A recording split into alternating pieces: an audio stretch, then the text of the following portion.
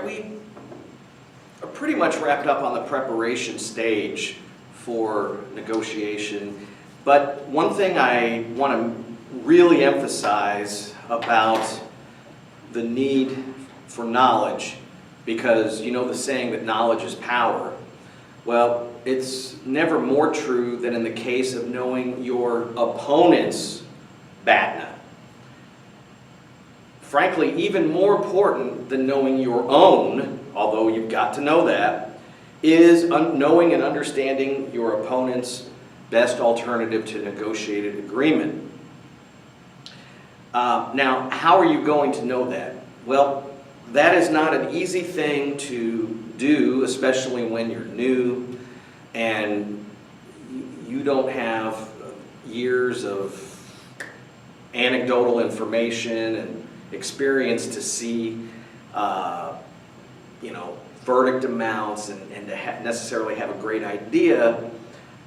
You probably know enough based on the level of discovery that's been conducted to this point and the information that you have about the other side, some of which or a lot of which may have come from your client. You should have enough to probably make a pretty good estimate of your opponent's BATNA. And it's important to know that, because it will help you understand what gap or what level of disparity there's going to be between the two sides, and help you determine a strategy for overcoming that if there is some huge chasm between your numbers or where you need to be. So that kind of leads us as a segue into talking about planning for the preliminary stage. So we've talked about preparation, and preparation is really about you and your client, about making the client feel very comfortable with you, with the process. Very important to talk about the process, and to begin to set out parameters for your client's expectations of the outcome that will be most likely to occur in this case, and determine the BATNA, and to essentially have both of you on the same page in regards to those most critical components early on in the process, right? But the preliminary stage now we're really talking about the other side, the other attorney. And that is as important, as I said towards the end of the last video, if not more important than anything. Generally, when I get a case in, the first thing I look at is who is on the other side. Because for good or for bad, oftentimes that really helps me to understand how I'm going to navigate that case based on what I know about the other side. And that also comes from experience and just purely having done cases with other people.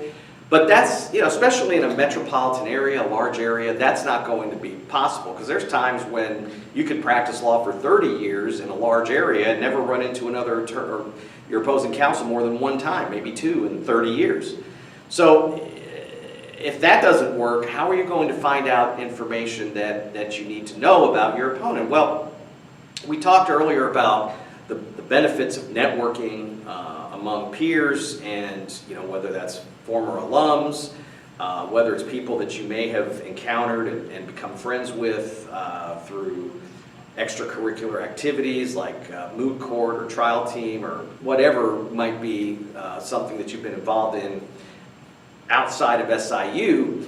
Networking is a great opportunity to reach out to people that you know and ask them if they have any information or knowledge about whatever it is, whoever it might be. So when we talk about preliminaries, and we want to know, you would like to know as much as you can about your opponent, and you especially want to know about things that are similar, that interests, information that you can share together, because the most important point in time for negotiation is that initial meeting when you first meet with the other side. I can't really emphasize this enough, how important that is. And a lot of times people underestimate that. It goes back to what we talked about with the whole concept of personal communication as opposed to electronic communication. And you can communicate electronically with a million people, and some of it can be positive, some of it can be negative. The problem with electronic communication is it can be so easily misinterpreted or misunderstood. You could have the best of intentions when you're sending someone an email, and by the time they've read it 2 or 3 times, they just think that you've totally called them out on 5 things, and that you are, maybe have ill intentions towards their client. I mean, you may not have thought any of that, you may not have suggested any of it, but just the way they read words, or they put their own lens of perception onto your words, they will construe it in a completely different way. And so, words on paper, while important often for lawyers, man, there's seriously nothing more problematic than the strong potential for misinterpretation of the written word in an email or a text or any kind of electronic communication.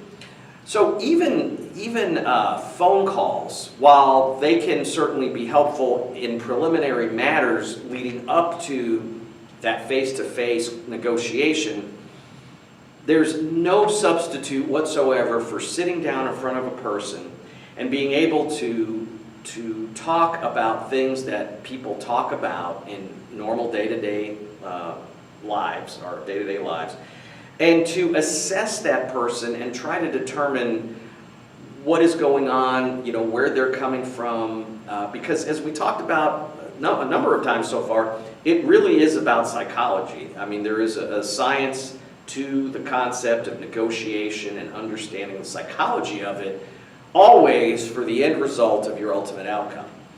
So we want to know, or you want to know about your opponent, things like where they're from, are they from the same area you are, the same state, region, whatever.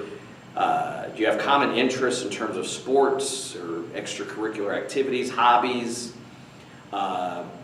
music, any kind of extracurricular activity that you share a passion for, unbelievably can make a difference in terms of the tenor of the future communications.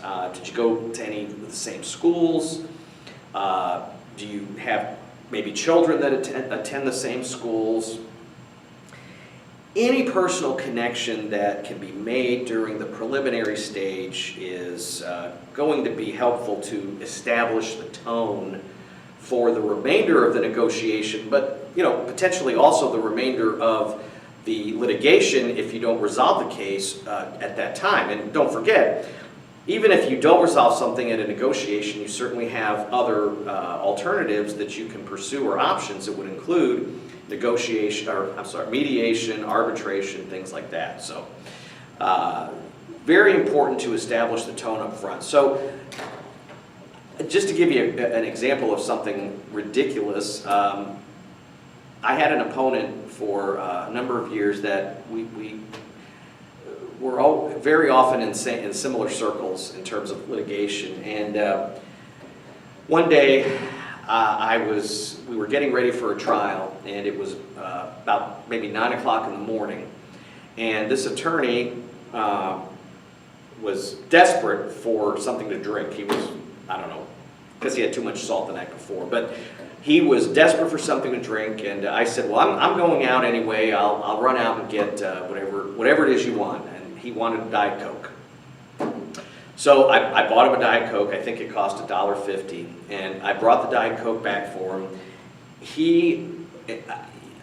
It was like bringing an 8-year-old kid a pony for Christmas. I mean, his eyes lit up, and for probably the next year, at least, he talked about the Diet Coke and would frequently mention it in whatever circles, whether it was just between us or with other people. And it didn't dawn on me at the time because it was something so stupidly simple, but that tiny action that cost $1.50 set a tone whereby it allowed us to move forward much more efficiently and much more amicably than we had in the past, because it just changed the dynamic by nothing significant. But sometimes even a small change in a dynamic can, as we're talking about, set a tone that puts you on a much better track to success down the road.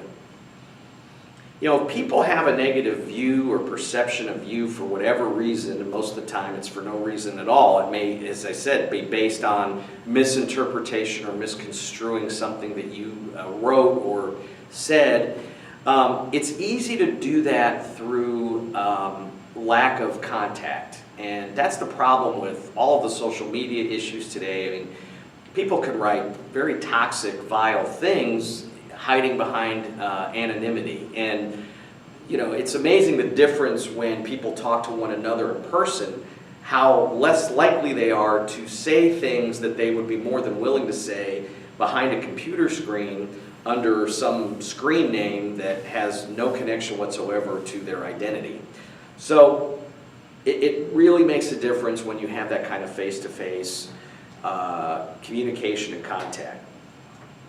One thing too that I mention a lot about setting a tone is, you know, we know from our previous discussions that clients are afraid of the system, they're afraid of lawyers, they're afraid of the entire process, mostly because of ignorance, because they don't understand the process. And of course they don't. They haven't gone to school for 3 years, and they haven't taken the bar, they haven't spent time actually practicing law.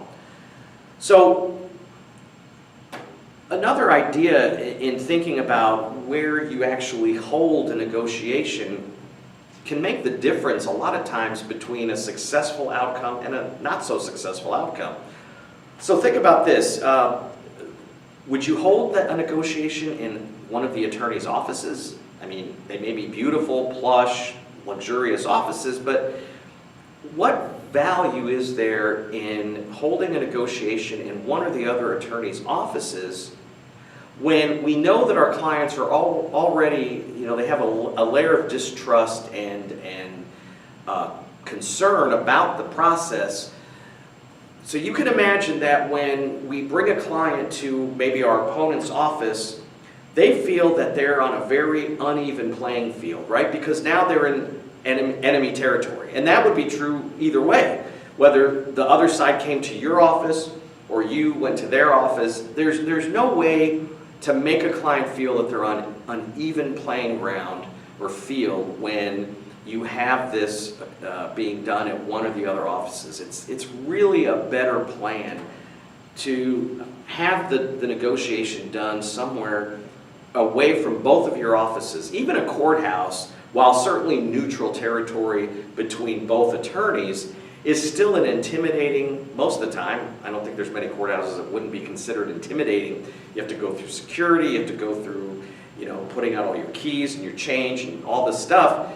And it's, you know, it can be demoralizing, it can be intimidating, and why? Why put your client through that?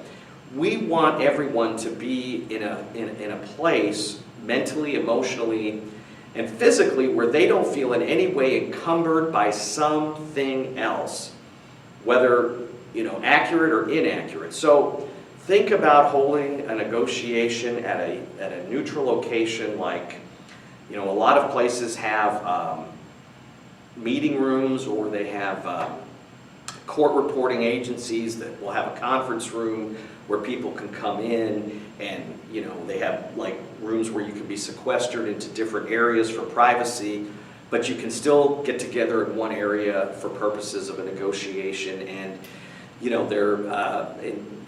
I know that I always chose a location in St. Louis where they would have freshly baked cookies in the morning and very fragrant soaps in the restroom. And, you know, people always think that things like that are so frivolous and silly.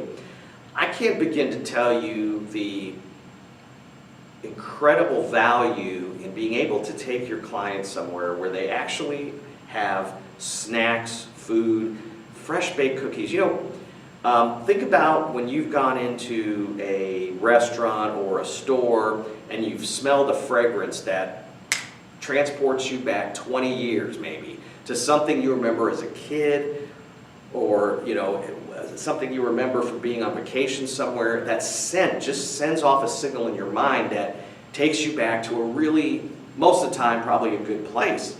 Well, that's the kind of thing that is helpful when you go into a location that's neutral and you have things like that. Again, it seems frivolous maybe if you haven't encountered the effects of it, but it can really make a difference. Something else that I like to do that's incredibly valuable is, one of the problems that you run into with all attorneys is we're always stretched for time. Time is always such a valuable commodity, and we have so little of it that's why attorneys really tend to shy away from these day-long negotiations where they're, basically prevented from working on 200 other cases because they're so focused on this one case now that we're talking about.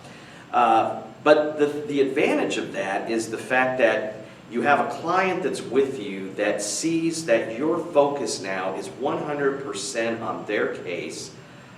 And it is amazing the difference it makes when you hold a negotiation on a day, and this is going to sound really about as bizarre as the chocolate chip cookies or the baked goods, but on a day that's coming up on a holiday.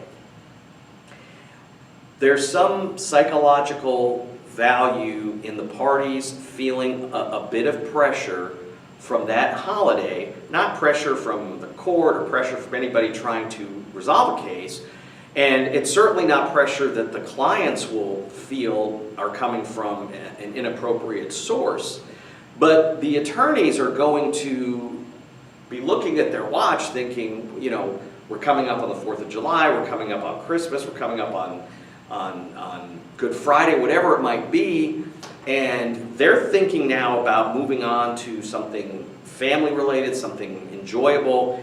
So, there's a spirit by doing something close to a holiday. And I will tell you this, in 20 years of setting up negotiations at a time that's like on a Friday before a long weekend or somehow coming up right before a holiday, I have had a 100% success rate on those negotiations. Now, it could just be coincidence, but I know from watching the dynamics and observing the dynamics, there's no question in my mind that can be a significant value when you coordinate that type of thing around a day like that. It just, the thing is, anything that you can do to enhance opportunities to get the best outcome that you can for your client, it makes sense. If both sides are in a better mindset, a better emotional place, you're going to spend less time trying to work through and understand what the barriers are to negotiations, and more time working on the substantive issues that you have before you that you're trying to get resolved. If you have an opponent that's angry, that maybe had a fight with a spouse, or the dog got sick and vomited all over the carpet before they left, or they spilled a cup of coffee all over themselves on the way to the negotiation. If you have a situation like that, you're going to have an opponent that is thinking much more about things like that and is less focused on the matter at hand and less focused on what's happening at this moment, which means that your chance of, or your likelihood of success is much, much less. So it's these more esoteric things that can be really important to set the tone. Setting the tone initially cannot be overemphasized, because you're setting up the foundation for a meaningful and successful outcome, a successful negotiation. And that happens by thinking ahead, excellent communication with your client, understanding the case, preparation for the case, and then setting the tone at the very front end of that negotiation with your opponent. So those are some things that are important to be aware of. Um, so we talk about understanding the basics about our opponent, who they are, where they're from, what they like, what they don't like, maybe people that we have in common, or friends that we both have in common, or colleagues that we have in common. So those are important. What about cultural differences, gender differences, other differences that might have an impact on our ability to negotiate? So, for example, when I work with women, for example, in Kentucky, there's a distinct difference in terms of communication and decorum that I have found with working with women, just as an example, in Kentucky. There's a much more genteel, there's a greater expectation that there's more of a, I don't want to say old style, but much more of a thoughtful and genuine level of respect, and just it's a different way to communicate that's palpable. And those are things that you want to be aware of. You've often heard, I'm sure, the term "when in Rome, do as the Romans do."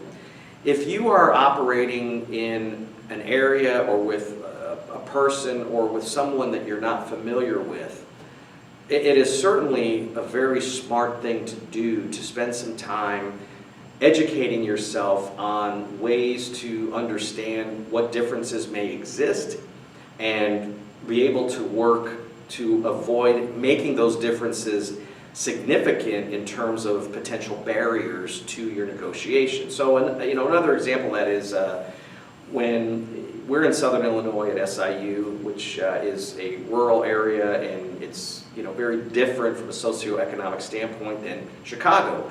And when lawyers from Chicago come down to Southern Illinois, there is always a significant dynamic that can be identified and observed, because if you've seen a Chicago attorney go into a courthouse or courtroom and either try a case or just even in motion hearings, there's a sense of being an out-of-towner, that people from out of town are treated differently. There's just no question about that. And there can certainly be different outcomes that may not be as beneficial to people from out of town as they are for local people.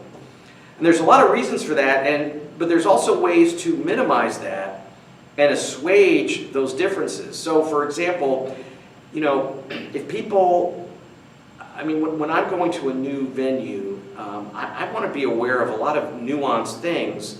For example, how do people dress? Do they dress in suits? And I mean, nice suits with fancy ties, silk ties, or are they much more casual? So maybe they're wearing khaki pants and a navy blue blazer, something like that, where there's just a palpable sense of informality as opposed to the formality that you tend to see in larger metropolitan areas. Now, those things, are certainly not going to be catastrophic if you don't do that, but they certainly can make an impact, especially on that one-on-one type of connection that you're trying to make with someone.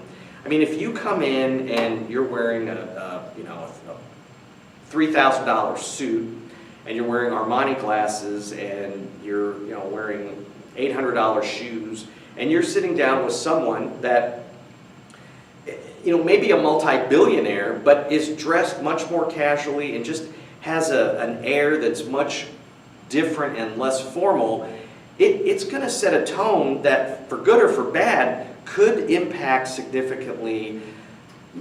Maybe it could certainly affect the outcome, but it certainly can make or put up barriers to getting to the outcome that don't even need to be there, with just a simple bit of research and understanding of what differences there may be as significant or maybe not so significant in different venues. It's really worth the time to put in to identify those things and not create an opportunity for someone to want to put up a barrier against you or whatever. It makes sense to do that. Other things that you want to know if you don't know your opponent is how do they have certain behaviors, or are they people that have certain characteristics, the way they handle cases. Some people come in full of bluster and just they're kind of bullies. They take the approach that if I talk louder, you will understand me better and be less likely to try to successfully negotiate against me. And that's not uncommon in a lot of people. But it's important to understand that personality. If that's truly their personality, it's important to know that. So one thing I like to talk about that you will encounter with opponents is one of the most difficult personalities to deal with ever. Anybody that you encounter, whether they're bullies or whether they're arrogant, smug, just whatever kind of problem you might encounter, the one person that you will encounter that is most difficult to deal with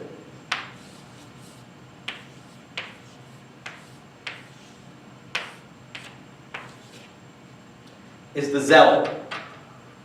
The zealot oftentimes creates an atmosphere and an environment that makes a successful outcome in a negotiation, or for that matter, any sort of alternative dispute resolution, impossible. Well, wait a minute. I thought that, the model rules say we have to zealously represent our client. Well, isn't that what a zealot is? No, I think if you think about this is not at all what we're talking about. So there's a huge chasm, a huge difference between a zealot and an attorney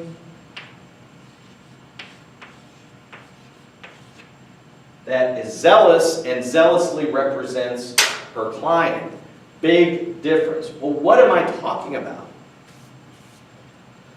There are advocates out there that, for whatever reason, come from a background that,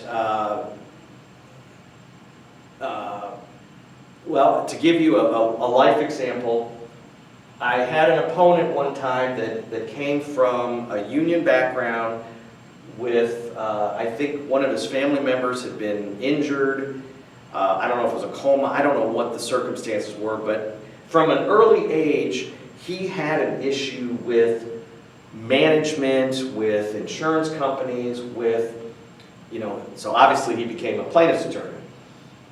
The problem that I saw with him, and the good news about a zealot is you don't see them all that often, but when you see them, you don't forget them. So this individual, he would look at his case. He would establish a BATNA, but he would not set realistic expectations with his client. And he went so far as to substitute his beliefs for his client's beliefs. And that is absolutely anathema to zealously advocating for your client, right? Just that slight change in the spelling totally puts this over the edge as far as what you cannot do as an advocate. You cannot replace your beliefs over the interests of your client. So his client had some injuries that he alleged occurred over a long period. They were basically an occupational disease type of injury that occurred over a 20, 30-year period of working for a factory. I worked on trying to resolve the case with him, and he would have none of it. He felt that his position was solid. He felt that there was no way he could lose the case. And despite every best effort, we proceeded to trial. He lost at trial. I, even after that point, tried to reason with him and tried to bring him back to reality.